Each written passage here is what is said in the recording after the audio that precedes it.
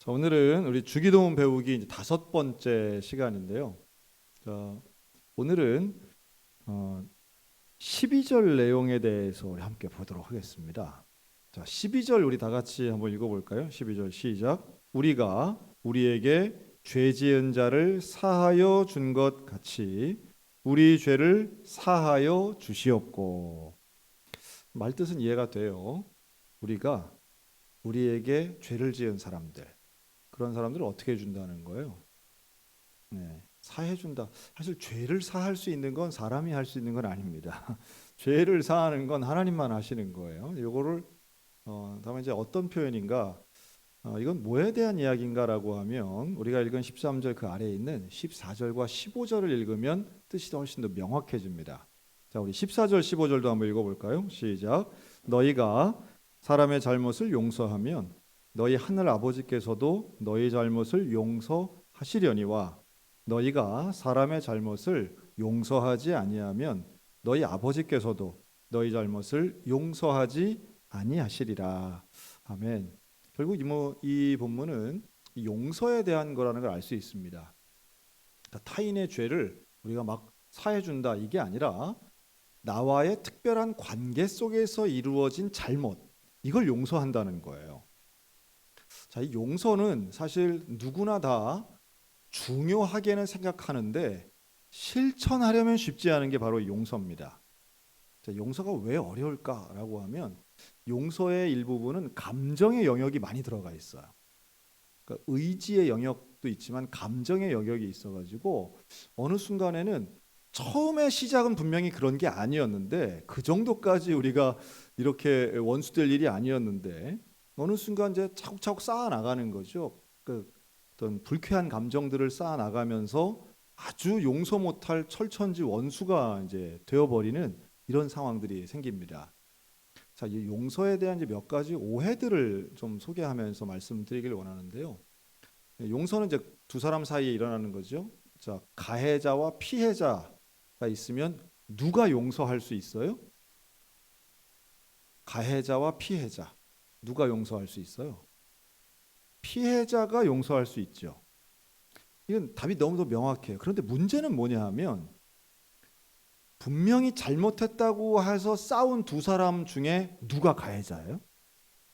누가 피해자일까요? 대부분은 저는요, 열의 아홉은 다 자기가 피해자라고 하지 제가 나쁜 놈입니다. 제가 잘못했어요. 제가 가해자 이런 사람은 거의 없습니다. 너무 신기하죠. 그러니까 저 사람이 더 잘못했는데 왜 내가 용서를 합니까? 뭐 이렇게 그 얘기를 하는 것에는 사람들이 다 자기가 피해자라는 거예요. 그 참 신기하죠. 목회하다 보면은 그런 건 더 많습니다. 예. 다 자기가 죄인인데 죄인이라고는 우리는 다 고백하면서도 요 문제에 대해서는 누가 더 잘못한 거예요? 저 사람이 더 잘못한 거지. 내가 사과를 받아야 되는 거지. 그거 상당히 재밌습니다. 보면은 그 전체적인 문제를 가지고 얘기하면은 답이 명확한데요. 나와 관련된 이야기를 하기 시작하면 판단이 상당히 복잡해집니다. 이게 입장이라는 게 있기 때문이에요. 입장과 해석 이게 들어가면 더 이상 가해자 피해자 구분이 안 되고요. 그 용서는 중요한데 누가 누구를 용서해야 되느냐에 가면 아주 혼란해집니다. 아마 이런 사례는 그냥 여러분들 생각하면 지금 딱 떠오르는 사람 있으면 그 사람과의 관계가 뭐 거의 정답일 거예요. 그 사람 용서해야 돼요, 안 해야 돼요? 딱 떠오르는 사람이 있을 거예요. 그 사람 전 너무 많은데요. 이러면 좀 심각하죠. 나는 한 100명 되는데 이러면 이제 그럼 인생이 좀 힘들죠. 근데 자, 그럼 여기 이제 용서가 어려운 것에 이런 논리도 있습니다. 저 사람이 사과를 안 하는데 어떻게 용서를 할 수 있습니까? 이런 질문이 있어요. 그렇죠? 아니, 잘못한 놈이 잘못한 줄을 모르는데 내가 용서해 준다는 게 무슨 의미가 있습니까? 또 만약 그렇다면 세상에 잘못한 사람은 그냥 악이 창궐할 뿐이지 그렇게 그냥 무슨 짓을 해도 다 용서해 줘 버리면 잘못한 줄 모르고 끝간데 없이 더 죄를 지을 거 아닙니까? 이런 식의 질문이에요. 자, 먼저 정의를 세우는 것과 용서를 하는 것은요, 배치되지 않습니다. 자, 잘못하면 벌을 받아야 되죠. 잘못하면 벌 받아야 됩니다. 이것은 율법이에요. 이것은 하나님의 공의의 원칙이 너무도 명확합니다. 자, 그러면 제가 예를 한번 이렇게 들어볼까요? 저한테 잘못한 사람이 있어요. 그래서 이 사람이 법원에서 재판받고 감옥에 들어갔어요. 벌을 받았죠. 그런데 벌 받으러 들어가는 놈이 나한테 눈을 흘기면서 뭐라 그러냐 하면 두고 보자 하고 들어갔어요. 자, 용서하면 돼요, 안 돼요? 그러니까 우리가 생각할 때 내가 용서를 하는 것과 정의를 세우는 것이 꼭 같이 간다고 생각하지만 절대 그렇지 않습니다. 하나님께서는 용서를 하는 것과 복수를 하는 걸 구분하시고요. 용서를 해도 얼마든지 정의를 세울 수 있으며 그게 사실은 예수님이 우리에게 제시하신 진짜 큰 정의를 세우는 방법이라는 거예요. 또 우리가 이 용서에 대해서 뭐 따라할 거예요? 용서와 화해는 다릅니다. 용서를 한다고 하면 꼭 화해가 돼야만 용서가 되는 것처럼 생각하시는 분이 있는데 그렇지 않아요. 화해는 내가 노력한다고 다 되는 게 아니에요. 화해는 양자가 합의해야 화해가 되는 겁니다. 그렇죠? 그러니까 화해는 그렇게 쉽지 않아요. 내가 용서했다고 해서 저 사람이 어유 고맙습니다 이러지 않을 가능성도 있고요. 형제여 용서했습니다. 그럼 네가 뭔데 날 용서해? 뭐 이럴 수도 있습니다. 화해는 결코 쉽지 않아요. 하나님이 원하시는 것도 물론 화해이지만 그 화해 이전에 내가 할 수 있는 건 바로 용서라고 하는 거예요. 화해와 용서는 명확히 다른데요. 오늘 하나님 우리에게 말씀하시는 건 용서를 말씀하세요. 물론 할 수 있거든 모두와 화해하라는 건 하나님의 뜻입니다. 그러나 그렇게 할 수 없는 상황들이 얼마나 많은지 몰라요. 용서는 할 수 있다는 거예요. 그걸 할 수 있다고 우리 주님 말씀하시는 거고 그렇게 용서할 때 나도 용서를 받는다는 거예요. 하나님으로부터.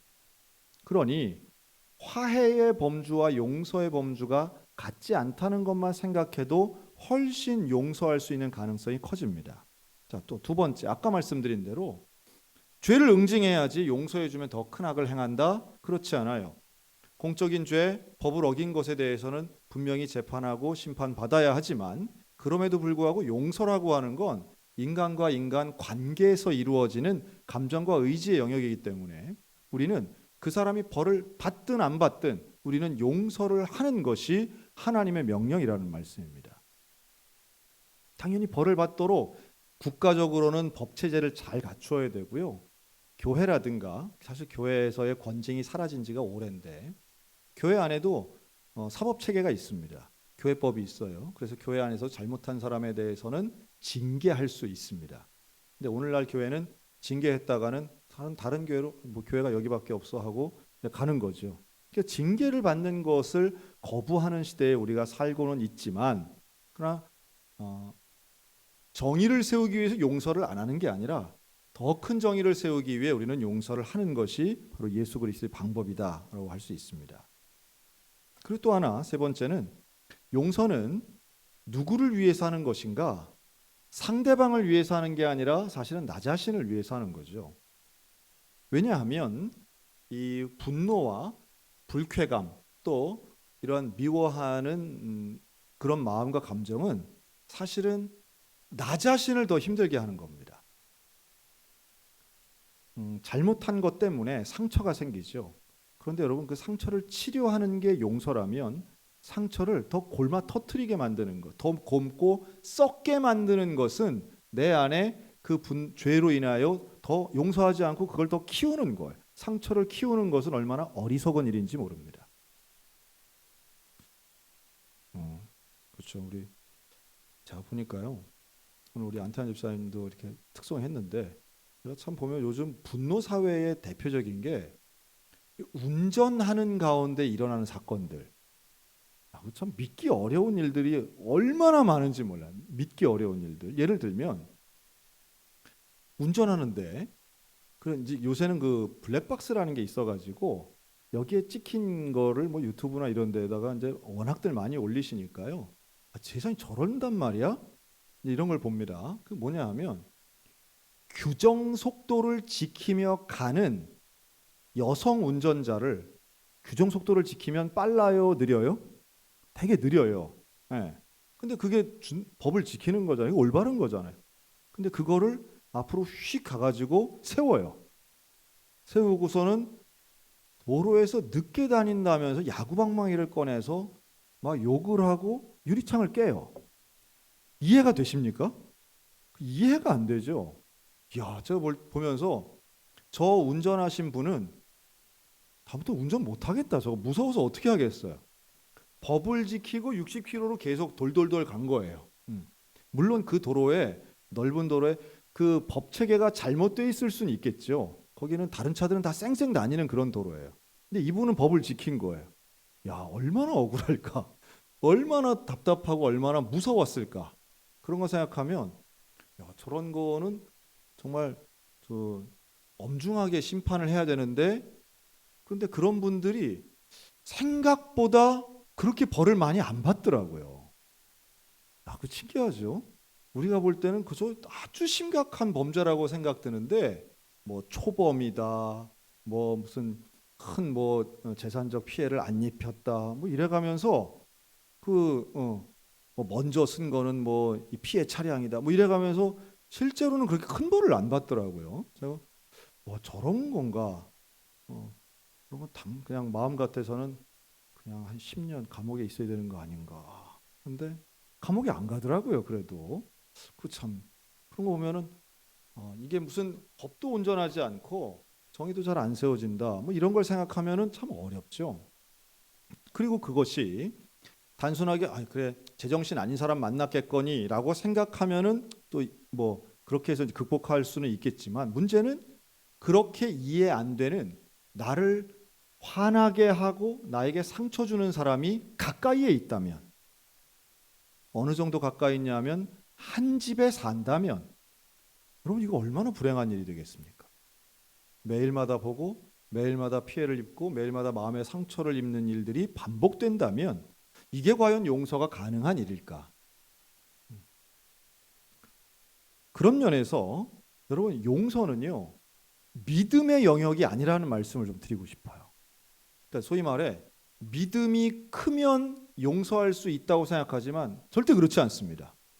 뭐 그러면 뭐 우리 목사님, 장로님, 권사님들은 뭐 맨날 용서하고 살게요? 그렇지 않아요. 제가 보면 제일 용서 못하는 용서 절대 안 되고 한 번 원수 맺으면 그냥 평생 끝까지 천국 가는 그날까지 나는 이거 그냥 마음판에 깊이 새기고 뭐 이런 분들 교회 많잖아요. 그 용서는 어느 영역에 들어갈까? 어떻게 하면 용서가 가능할까? 라고 하면 용서는 믿음의 영역이 아니라 저는 용서를 순종의 영역이라고 봅니다. 하나님이 용서하라고 했으니까 용서하겠다는 거예요. 그러니까 감정은 소용돌이 치지요. 감정에 있어서는 용납이 안 돼요. 저런 거 꼴도 보기 싫어요. 미운 마음을 어떻게 없애겠습니까? 나는 미워하지 말아야지. 그런다고 안 미워지지 않잖아요. 그렇잖아요? 그게 뭐 내가 저 사람은 그냥 사랑해야지 하는 눈을 딱 뜨고 보는 순간 그냥 분노가 또 올라오고 뭐 이런 거 있잖아요. 그러니까 어떤 사람을 좋아하는 거 혹은 미워하지 않는 게 내 결심대로 그렇게 쉽지 않아요. 그리고 오래전 일이지만 막 생각나시는 분들이 있습니다. 참 그런 분들은 또 능력도 탁월해요. 그러니까 막 15년 전, 25년 전 일인데도 그때 했던 말 한마디, 그때 했던 눈빛, 뭐 분위기 이런 게 다 고스란히 기억나시는 분들이 있어요. 되게 남자분들보다 여자분들이 여기에는 더 예민합니다. 그때 뭐 놀라운 디테일을 이렇게 표현할 때 보면은 와 이거 저렇게 생각이 나는데 어떻게 용서할 수 있겠어요? 그 생각이 다 나는데 어렵죠. 여러분 그렇기 때문에 용서는 어떤 면에서 자연스럽게 하고 싶다고 해서 되는 건 분명히 아니지만 오늘 말씀에 명확해요. 하나님의 명령인 거예요. 용서하라고 하는 건 하나님이 우리에게 명령하신 거예요. 왜요? 그래야 나도 용서받을 수 있는 거예요. 어떤 면에서 이 주기도문을 통해 우리에게 설득과 훈련을 하고 계신다라는 생각이 듭니다. 참 용서하기 힘든 대상들이 있지만, 그러나 용서 안 하면 너도 용서 못 받는 거야. 왜냐하면 우리가 지은 죄도 뭐 우리가 하나님 앞에 용서받을 만하지가 않기 때문이에요. 죄의 자녀가 되고 어둠의 자녀가 되어서 우리가 도무지 하나님 앞에 용서받을 공로가 없는데, 그 용서받을 수 있도록 너도 용서해야 돼. 아니, 용서받은 너라면 다른 사람이 너에게 상처 준 것도 용서해야지. 감정적으로 안 된다면, 막 100% 용서가 안 된다면 억지로라도 용서해야 돼. 그게 내 뜻이야. 이게 주기도문에 담겨져 있는 하나님의 말씀이고 예수 그리스도의 의지입니다. 사실 이번 추석에 우리 사랑하는 가족들 간에 용서가 일어날 수 있다면 그 얼마나 기적 같은 일이겠어요. 용서를 구하는 일이 일어난다면 놀랍다 하는 생각이 듭니다. 그리고 글쎄요, 다른 사람하고의 관계는 잘 모르겠지만 부모 자식 간의 관계에서는 어떤 게 용서가 안 되겠습니까? 용서 해달라고 하면 다 용서되는 거 아니겠어요? 저는 참 안타깝고 불행한 분들이 부모 자식 간인데 얼굴 보지 않고 연락 끊고 지내시는 분들이에요. 참 안타깝고 마음 아픈 분들이 있습니다. 좀 슬프죠. 뭐 우리나라만 그런 게 아니라 전 세계적인 상당히 많더라고요. 뭐 아버지뿐 아니라 뭐 어머니, 뭐 장인, 장모, 뭐 시아버지, 시어머니랑 연 끊고 지내는 거, 뭐 이런 것을 뭐 마치 내가 편하게 살기 위한 할 수 없는 선택이라고까지 볼 수도 있겠지만, 인생 그런 게 아니죠. 또 하나님 원하시는 것은 사실 용서하는 것 분명히 원하신다라고 생각이 듭니다. 뭐 누구네 집 뭐 이런 걸 제가 염두에 두고 드리는 말씀은 아니에요. 제가 오늘 새벽에도 설교 때 잠깐 말씀드렸지만, 여러분 지금 포항에 있는 아파트가 말 그대로 태풍 지나가면서 물이 차고, 그 차 빼세요라는 방송 듣고 그 차 빼러 내려갔다가 못 나오신 분들이 지금 거의 뭐 7, 8명 되시잖아요. 우리 인생이 얼마나 연약하고 또 얼마나 짧은가라는 것을 단적으로 보여준 사고입니다. 뭐 누가 특별히 잘못하신 분도 없어요. 거기 누가 잘못했다고 누굴 원망할 수가 있겠습니까? 자연재해 가운데 그래도 자신의 일을 최선을 다해서 하셨던 그 경비 보시는 그 분이 밤새 후레쉬 갖고 다니면서 물 어디 차나 안 차나 이걸 보다가 주차장 괜찮은 것 같은데 물이 좀 들어오는 것 같아서 방송한 거죠. 그 방송 듣고 강이 범람하고 갑자기 몰아닥쳐서 그냥 머리 끝까지 다 물이 순식간에 차니까 피할 수 없었던 분들 돌아가시고, 정말 그 가운데 기적적으로 2분 살아나신 거 아니겠어요? 그러니까 참 하루아침에 여러 집들이 슬픔에 잠겼고, 또 그 14시간 동안 남편 죽은 줄 알았는데 또 걸어 나오고 살아나오는 걸 보고 온 가족이 그냥 얼마나 부둥켜 안고 또 기뻐했겠어요. 사실 인생이 잃어버리면 그게 얼마나 귀한 가치라는 걸 알게 되는데, 그냥 평소에 있으니까 앞으로도 있으려니 생각하고 무던하게 사는 게 참 우리 어리석은 인생이다 하는 생각이 듭니다. 예수님의 기도를 우리가 배워야 할 필요가 여기에 있어요. 용서는 하나님이 원하시는 거고, 사실은 그게 나를 위한 일이고, 다른 사람을 용서한다라고 하면 그게 내가 용서받는 일이기도 하고 내게 있는 상처로부터 해방되는 일이고, 거기 한 발짝 더 나간다면 포기했던 관계가 다시 회복되어 우리가 정말로 잃어버렸다 찾은 것 같은 감격을 누릴 수 있는 기회도 되는 거죠. 가장 어려운 결정일 수 있지만 용서는 어떤 면에서 가장 복되고 감격스러운 일일 수 있다라고 말씀드리고 싶습니다. 사랑하는 성도 여러분, 용서의 결단을 통하여 용서의 축복을 누리는 하나님의 사람들 되시기를 주님의 이름으로 축원합니다. 우리 교회도 마찬가지고요. 가정에서 같은 가정에서의 용서가 가장 먼저가 돼야 되겠죠. 또 어떤 분은 이제 심리학자들은 그런 얘기도 해요. 자기 자신과도 화해해야 된다. 자기 자신을 좀 용서하는 거 필요하겠죠. 자신에 향한 원망이 너무 커서 이게 이제 스스로에게 자기 자신에게 벌 주는 삐뚤어진 그 가치관이나 인격들도 있는데요.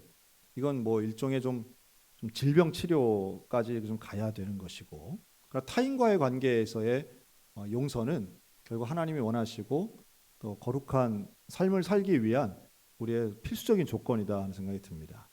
다시 한번 말씀 한번 읽어볼까요? 우리 14절 15절 다시 한번 읽어보겠습니다. 시작. 너희가 사람의 잘못을 용서하면 너희 하늘 아버지께서도 너희 잘못을 용서하시려니와 너희가 사람의 잘못을 용서하지 아니하면 너희 아버지께서도 너희 잘못을 용서하지 아니하시리라. 결국 예수님이 우리에게 가르쳐 주신 이 기도는 용서가 너무도 중요하죠. 왜냐하면 구원의 시작은 회개에 있기 때문이에요. 회개라는 건 내가 죄인인 걸 고백하는 거잖아요. 내가 죄인임을 고백하는 사람이라면 타인도 죄인인 것을 인정해야죠. 다른 사람 나도 죄인 너도 죄인. 그러니 우리가 하고 있는 이러한 죄가 나는 100% 피해자 너는 100% 가해자. 너는 100% 죄인 나는 100% 의인. 이런 구도로 하면 절대 화해나 용서가 안 되겠지요. 하지만 내가 하나님으로부터 죄 용서 받아야 할 죄인이니 나도 용서해야죠. 논리적으로는 얼마든지 이해가 되는데 우리의 삶에 대입을 하면 어려운 게 또 현실이기도 합니다. 어쨌든 화해까지 안 가더라도 용서할 수 있는 결단, 또 복수하는 것이 아닌 용서를 통한 하나님의 뜻을 이루는 우리가 되었으면 좋겠고요. 결국 용서는 나 자신을 위한 일이라는 것을 잘 기억하셔서 믿음이 아닌 순종으로 이웃을 용서하고 타인을 용서하는 우리 모두가 되시기를 바랍니다. 하나님 앞에 기도를 하며 회개하는 것 중요하죠. 그러나 사람 앞에 용서를 구하는 것, 또 용서하는 것, 실제로 하는 것을 통해 우리의 삶에 큰 변화가 분명히 일어날 것입니다. 하여튼 다시 한번 말씀드리지만 이번 추석 가족들을 만났을 때에 괜히 쓸데없는 싸움 하지 말고 아픈 상처에다 하나 더 보태지도 말고 우리 오랜만에 또 여전히 우리 마스크 끼고 만나는 추석이긴 하더라도 우리 서로를 용서하고 화해할 수 있는 아름다운 믿음의 가정들 모두가 다 되시기를 주님의 이름으로 축복합니다. 아멘. 기도하겠습니다.